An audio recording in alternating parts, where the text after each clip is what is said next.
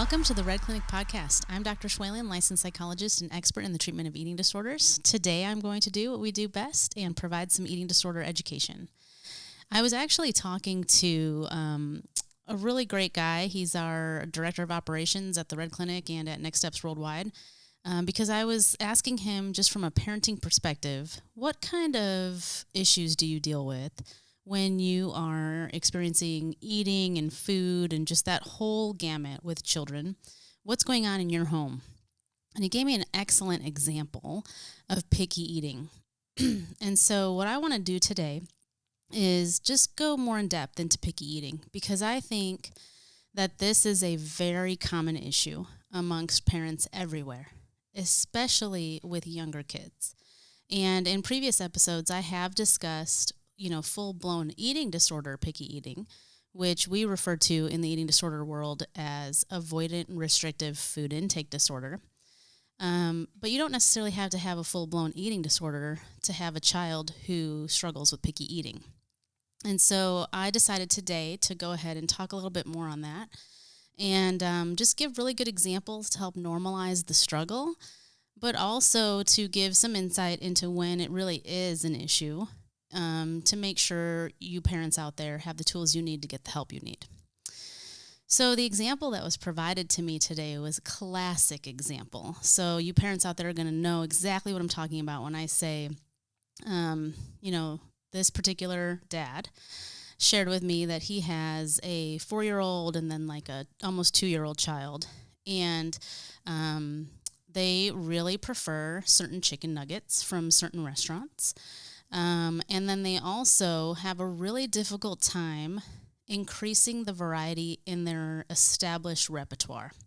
So what I mean by that is kids usually have their go-to foods. They'll be maybe peanut butter and jelly or chicken nuggets and mac and cheese. Or if you think about like a kid's menu at a restaurant, which I could talk all day on the fact that there are kids menus and kid foods, right? Because I think all food should be available to all age ranges, and kids should have exposure to all different kinds of foods, not just kid foods. But kids tend to navigate or trend more towards the kid-friendly foods. So those tend to include, if you go to a restaurant, things like chicken nuggets, mac and cheese, pizza, hot dogs, hamburgers, corn dogs, French fries, little cups of like really gross fruit. And I say that because usually it's not the freshest or the variety that you might choose for your kids if you were putting that fruit bowl together, things like that. And so we tend to get stuck in this, what will my kid eat? What will my toddler eat? Or even my school-age child eat? And then it's just easy to stick those chicken nuggets in the oven and boil up a bowl of mac and cheese, or sometimes even just stick it in the microwave.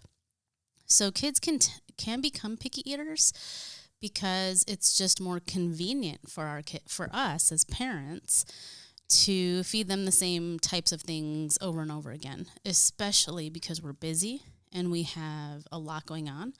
There's sometimes just way too much on our plate to think about, okay, what am I making for dinner, or what am I going to get for dinner? And even the fact that, kids tend to eat earlier than maybe the adults do in the home, or they're just on different schedules in general. And so sometimes what's happening is, to stick with bedtimes or the kids' appetite, and like when that flares up, parents might put together a plate of food for their kids that they wouldn't eat and don't intend on eating, but mostly because they're not ready for dinner yet.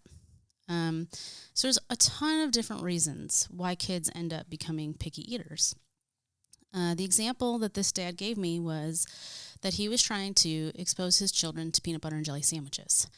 And so they know that their older kid will eat a different variety of foods because when she's at school, she does. But sometimes at home, she's a little bit more picky.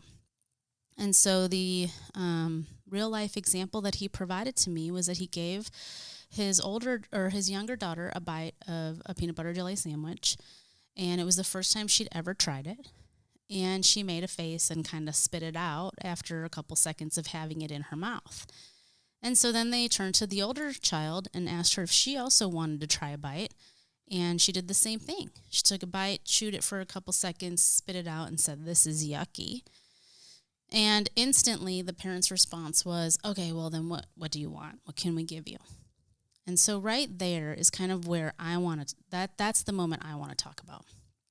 Because if you know that this is one of your child's first exposure ever to a brand new food, you should almost expect that they're going to make a face and spit it out and not like it. That's really normal. In fact, when we're watching kids from a very young age, so this is when they're being first introduced to solids, for example, and they're getting off of baby food, or maybe even they're starting baby food, so they're on purees, and then they transition to solids at a very young age, they make a lot of faces. They are having a brand new experience. There's a lot of sensory stimulation that's happening in that moment when you put a new food in or flavor in their mouth. So just take a second and think about it. You know, the child is, first of all, maybe experiencing a brand new texture for the first time. They may be experiencing completely new flavors for the first time. They might also be experiencing different smells and just the overall feeling around the food. So if the parents are a little bit nervous, like, you know, they're usually really picky and this is new, I don't know if they're going to like it, the child's going to pick up on that. So there's just so much going on when we introduce a new food to a child. And so when they spit it out or they make a face, that's pretty normal. It's not anything to be concerned about. It's not usually anything that is really indicative of whether or not they like it.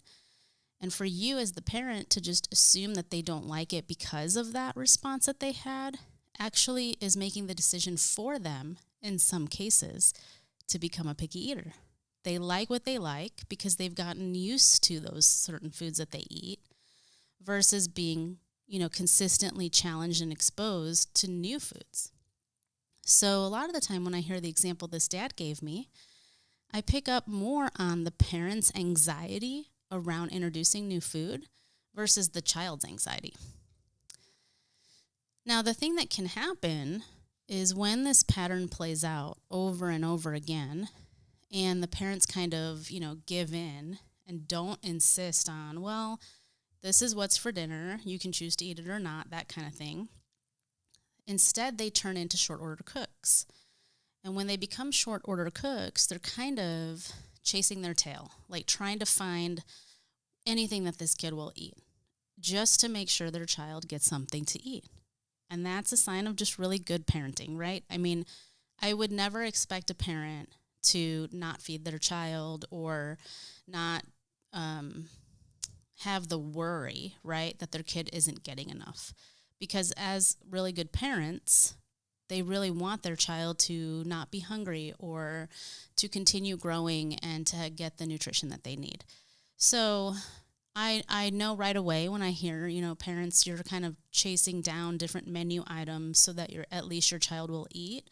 It means that that parent really cares about their kid. However, what's happened now is because, you know, in this situation, for example, this example, the parents are assuming that the kids don't like peanut butter and jelly sandwich. So the chances of them exposing their child to that food again is pretty low. What I like to recommend is that you give your child multiple exposures over time to the same foods over and over again. I also like to recommend that whatever you're eating is also made available to your child. So make one dinner, for example, or plan out one meal for the evening and have access to it on the kids' schedule, so early enough that you can still serve the kids the same thing that you're going to be eating that night. That way, they don't miss out on those experiences. If it is possible for everybody to eat together because the schedule allows for it, then go ahead and let them see you eating those same foods.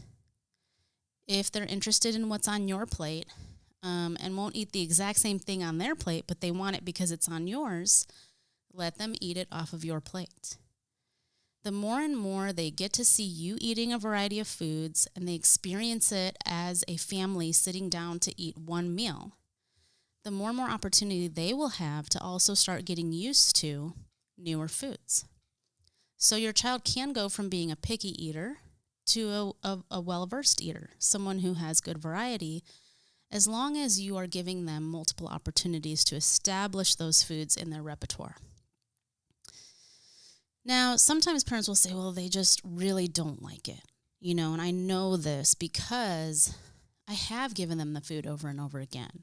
And this is one that they just consistently avoid, so then I'll just ask, well, how many times have you done it?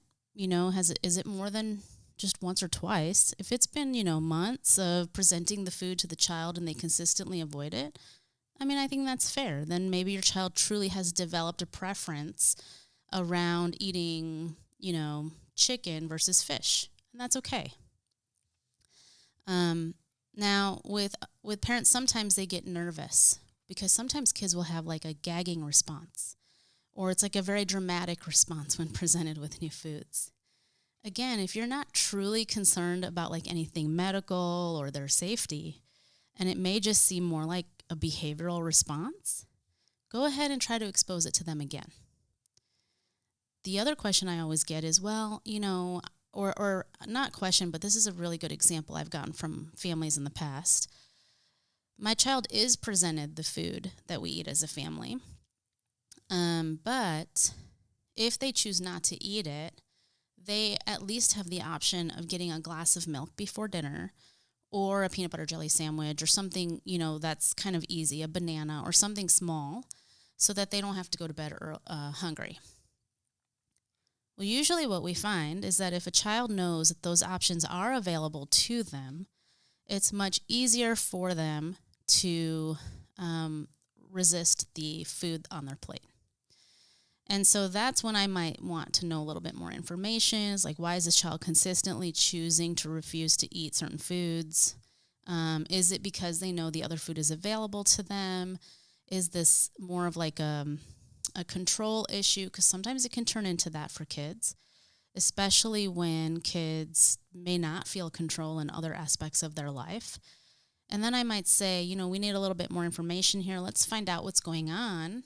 And maybe I would tell a family that's the time we need to come in for a consult. Other times I might say, well, what would happen if they didn't have the option for milk or banana or sandwich before bed? Do you think that would make them more inclined to eat? Some parents are really afraid to do that, and that's okay. Because again, I said earlier that it's a real true sign of parents who care when they get nervous about sending their child to bed hungry. Other times, parents are willing to try it out. And then they find my child went to bed hungry once or 2 times, and that was all it took. And then they started knowing that if they didn't eat dinner, they weren't going to get anything afterwards. And so then they started to eat dinner. Other times, we might set it up so that if they're brand new exposures to certain foods, that the child still has access to something on their plate that they might eat. That's a tricky thing, though. It's a fine line, because that's when I find parents also making weird combinations. And when I say that, I'm not trying to judge food, right? Because we don't do that in eating disorder treatment, but it's things that don't normally go together. So it might be whatever they're eating for dinner that night plus the kid food. It might be this, wonderful fancy, casserole or steak dinner or something. And then they've also added like half a peanut butter sandwich on the side just so their child has something that they're comfortable with. In a way, that's almost saying to the child, it's okay if you don't try the food or give it a chance or go through this exposure, because you're going to have your safe food available to you. Again, it's a tricky thing. So at that point, if you find yourself in that situation, I would say definitely go in for a consult. I'm not saying that everything is picky or everything is an eating disorder just because your child is picky, because picky eating can very much be part of a developmentally appropriate process. It's when you start noticing that it's really impacting family functioning that I want you to think, oh my goodness, there's something here. I really should look into this and get some help. So if it's affecting your child's growth, and the pediatrician is concerned, or you're concerned because you know your child just isn't getting enough nutrition, then it's an issue. Or if it's creating conflict in the family, where maybe you're not able to cook the same meal for everyone and you're exhausted, or people just don't want to sit down to eat anymore because it's frustrating to deal with how picky the eater that your child is. Or you guys just stopped going out and you don't do anything around food together as a family anymore because the picky eating has caused so much tension in the family dynamic. When things like that are happening, that's cause for concern. Other examples are maybe your child is refusing to go out with friends and have meals with them, or they don't really fit in at birthday parties because they're the kid who won't eat the pizza or have the cake and ice cream. And that does happen even with kids. So if those things are happening where it's impairing just regular social functioning, that's definitely a cause for concern. But what I want you to take away from today, because the example that Dad gave me today was just so normal, is look at your response first. Don't just automatically assume that your child doesn't like something because they reject it the first 10 or 15 times. Give them multiple opportunities to see you eating those foods and present those foods to your child over and over again, and when it's normal to do so. So, you might be going on a long trip or taking a picnic one day or running to the park. Pack some sandwiches. Let them see you eating one on the go and see if they'll eat one on the go. Or present it to them on the weekends when you're home for lunch, just over and over again to make sure they have that true opportunity that kids need to really start developing preferences and figuring out what they like or don't like. Well, there you have it. That's the Red Clinic Podcast today. Thank you.